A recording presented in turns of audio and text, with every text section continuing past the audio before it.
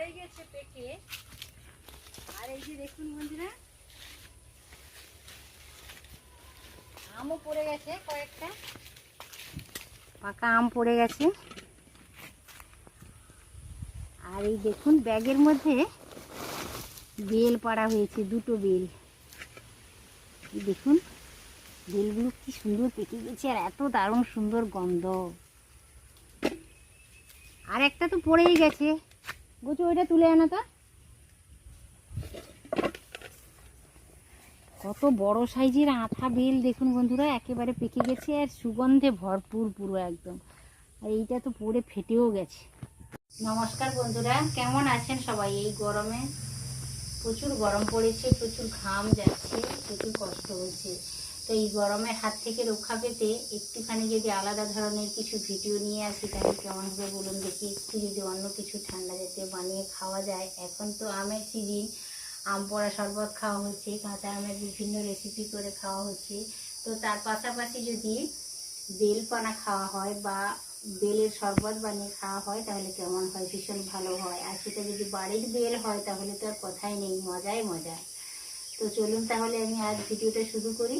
আজ আমি বেলপানা বা বেলের শরবত বানাবো, এবং সেটা আমার বাড়িতেই হয়েছে বেল গাছ। ওখান থেকে আমি কয়েকটা বেলও সংগ্রহ করেছি। আমাদের বাড়িতে দুটোই বেল গাছ রয়েছে, আঠা বেলের গাছ রয়েছে, আর যেটা কদ বেল বা কোয়েট বেল সেই গাছগুলো 3-4খানা রয়েছে। তো যাই হোক, কথা না বাড়িয়ে আজকে চলুন ভিডিওটা শুরু করা যাক।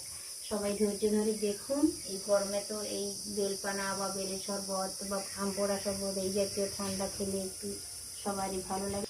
এই দেখুন বন্ধুরা, দুটো বেল নিয়েছি। আমার বাগানের এই বেলগুলো গাছ থেকে খুলে পড়ে গেছে। বাজারে কিন্তু যে বেলগুলো পাওয়া যায় সেগুলো কাঁচাই বেল, একটু কাঁচা পাকা থাকতে থাকতেই ওরা তুলে নিয়ে চলে এসে বাজারে বিক্রি করে। এগুলো কিন্তু গাছ থেকে খুলে পড়ে গেছে, মোটা দেখেই নিশ্চয়ই বুঝতে পারছেন। আর বেল পাকা কিনা সেটা বোঝার উপায়, গন্ধটা শুনলে বোঝা যায় যে বেলটা পাকা কিনা। তো ভারী কিছু দিয়ে একটা ভেঙে নেব আমি। একটা কাটারি নিয়েছি, যার কাছে যেমনই থাকবে ওই জাতীয় কিছু একটা নিয়ে উপরে একটু আঘাত করলেই বেলটা ভেঙে যাবে। এই দেখুন বন্ধুরা, দুটো বেলই আমি নিয়েছিলাম। দুটো বেল পেকে কি সুন্দর হয়ে গেছে দেখুন, আর কি সুন্দর গন্ধ দিচ্ছে। তো দেখতে থাকুন, ভিডিওটা স্কিপ করবেন না, পুরোটা দেখুন, আপনাদের কাজে আসবে। এখন তো প্রচুর গরম পড়েছে। দেখুন বন্ধুরা, বেল তো নিয়েছি, দুটো ফাটিয়েও নিয়েছি। আর আমি দুইভাবে বেলের পানাটা করে আপনাদের সাথে শেয়ার করব। এক বাটি আমি টক দই নিয়ে নিয়েছি, অল্প লবণ নিয়েছি, আর মিষ্টির জন্য আমি যেটা নিচ্ছি এটা হচ্ছে লাল বাতাসা, মানে গুড়ের বাতাসা নিচ্ছি। আপনারা চাইলে চিনিটাও ব্যবহার করতে পারেন কিংবা নর্মাল বাতাসাটাও ব্যবহার করতে পারেন। বাতাসাটা গুলে যাওয়ার জন্য আমি অল্প এতে জল দিয়ে রেখে দিলাম।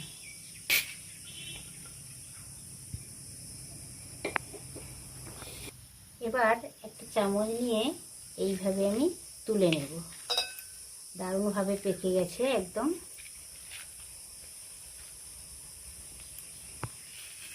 আর এই যে বেলের খোলাটার সাথে যে সুন্দর একটা শাঁস লেগে থাকে ওটা কিন্তু নিয়ে নিতে হবে। ওটা সব থেকে বেশি টেস্টফুল যাকে বলা হয়। এটা খেতে দারুণ লাগে।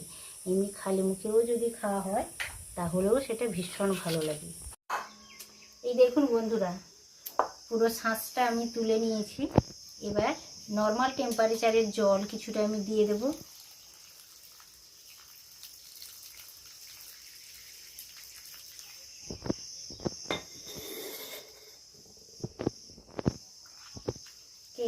হাতের সাহায্যে বেশ ভালো করে দানাগুলো বেছে নিয়ে এইভাবে একটু চটকে নেব।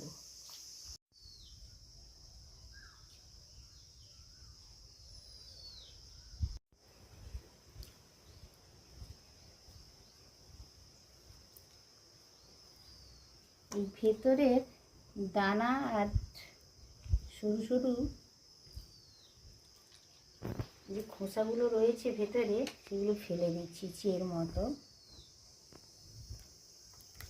এই যে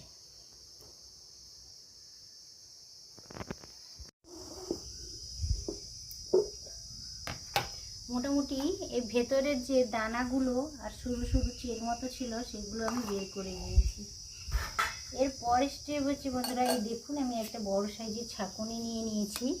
এবার অল্প অল্প করে নিয়ে আরও যে বাদবাকি কিছুটা রয়েছে ওগুলো আমি পরিষ্কার করে ছেঁকে নেব।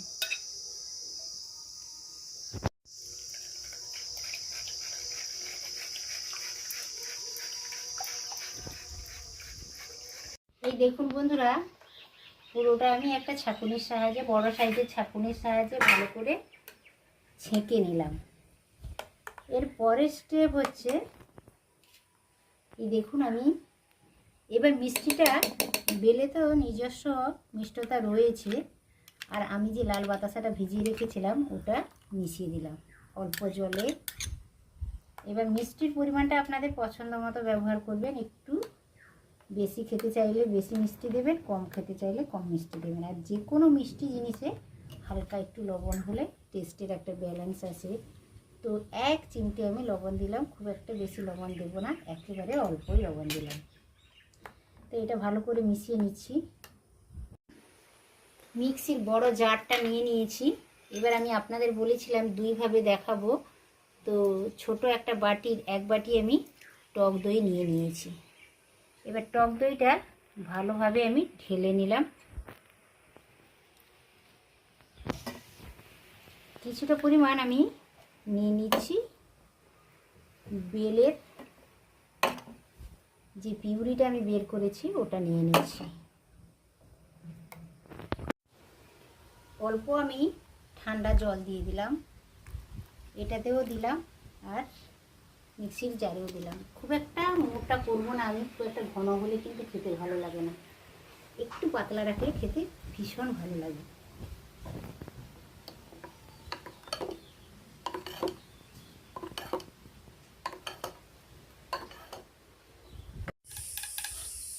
একটু মিক্সি থেকে ঘুরিয়ে নিয়ে চলে এলাম দই দেওয়ার পরে, দইটা ভালো করে যাতে বেলের পিউরির সাথে মিশে যায় এই জন্য।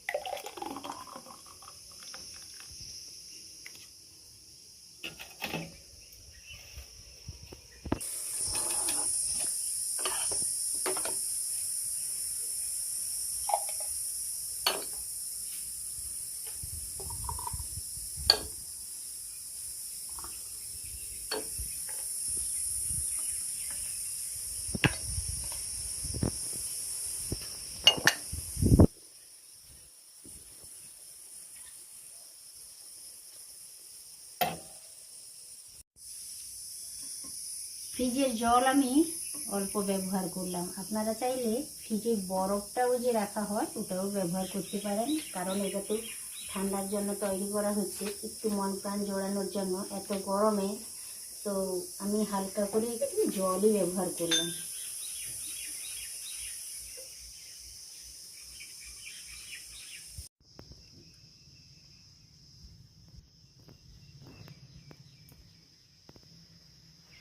তিনটা স্ট্রও দিয়ে দিয়েছি বন্ধুরা, দেখুন। তো এই গ্রীষ্মকালে যদি আপনারা এইভাবে বানিয়ে খান তাহলে আপনাদের ভীষণ ভালো লাগবে। গরমের দিনে তো একটা কাজ বেড়েই যায়, বেলের পানা তৈরি করা, ঠান্ডা জাতীয় জিনিস বাড়িতে প্রত্যেকের বাড়িতে বানিয়ে ফ্যামিলির সবাইকে খাওয়ানো, নিজেদের খাওয়া, এতে একটু আরামও পাওয়া যায়, একটুখানি তৃপ্তি পেতে খুব সহজে বানিয়ে নিন। আর কারোর বাড়িতে যদি বেল থাকে তাহলে তো তার মজাই আলাদা। তো আমার বেল পানা বা বেলের শরবতটা আমার একেবারে রেডি হয়ে গেছে। ভিডিওটা কেমন লাগলো, ভালো লাগলেও একটা কমেন্ট করে জানাবেন, আর মন্দ লাগলেও একটা কমেন্ট করে জানাবেন। কেন মন্দ লেগেছে সেটা অবশ্য আমাকে জানাবেন, তাহলে আমার ভুলটা আমি বুঝতে পারবো। আর ভিডিওটা যদি ভালো লাগে তাহলে অবশ্যই একটি লাইক দিয়ে দেবেন, পরিচিতদের মধ্যে, ফ্রেন্ডসদের মধ্যে, ফ্যামিলির মধ্যে, সবার মধ্যে শেয়ার করে দেবেন। আর ছোট্ট ইউটিউবারের চ্যানেলটি অবশ্য সাবস্ক্রাইব করে রেখে দেবেন বরাবরের জন্য। আজ তাহলে আসি বন্ধুরা, আবারও দেখা হবে অন্য ভিডিওতে অন্য কোনো সময়ে। তত সময় আপনারা সকলে সুস্থ থাকুন, ঠান্ডা জাতীয় জিনিস তৈরি করে বেশি বেশি করে খান, শরীর সুস্থ থাকবে। সকলে সাবধানে থাকুন। আজকের মতো টাটা, নমস্কার।